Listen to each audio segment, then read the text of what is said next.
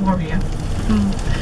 And the shogun, you may know shogun as well. The shogun is a title, just a title given by the emperor.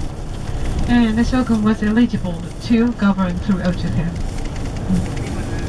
Shogun. And there was one samurai, strong samurai leader, whose name is Tokugawa Ieyasu at the beginning of the 17th century. And after 300 years of civil war era, Tokugawa Ieyasu finally succeeded in unifying the whole country and established his military government here in Tokyo. And Tokyo was called Edo at the time, Edo. And he liked to build the new regime as a center of Japan. And after that, he was given the title of shogun. And as a leader of Japan, he built a big castle in the center of the city of Edo and governed throughout Japan. And so from the beginning of the 17th century till the mid-19th century era is called Edo period. And there were 15 shoguns, all Tokugawa family, 15 shoguns. And from the beginning of the 17th century till the mid-19th century, 1868, and Japan enjoyed a peaceful time under the dictatorship of the Tokugawa shogunate. And what happened in the mid-19th century, 1868? Japan saw a big political reform that is called Meiji Restoration. Have you seen Last Samurai?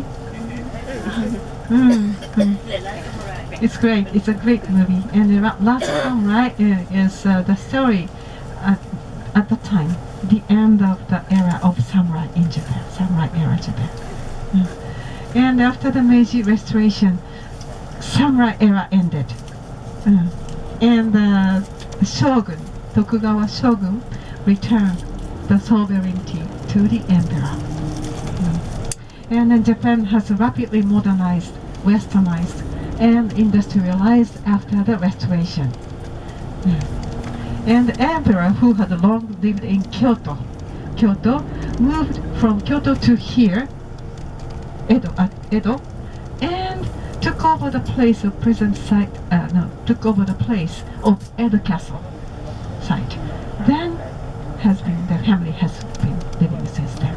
So this is the imperial palace. Former Edo Castle was built.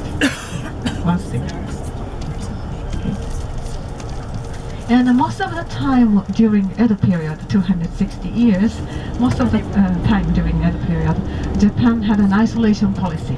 Can you hear me all right? The volume is microphone is okay?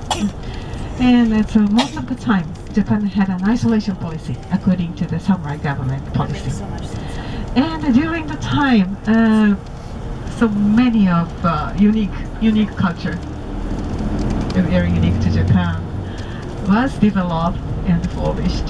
So, for example, sushi. Sushi, do you like it? Oh, you're smiling. Everyone is smiling, imaging sushi. Okay, sushi and soba, noodle, buckwheat flour noodle, tempura. Now, so those three attracts a lot of attention from all over the world. Everybody likes washoku, the Japanese culinary delicacy. So those three were developed during Edo period here in Edo.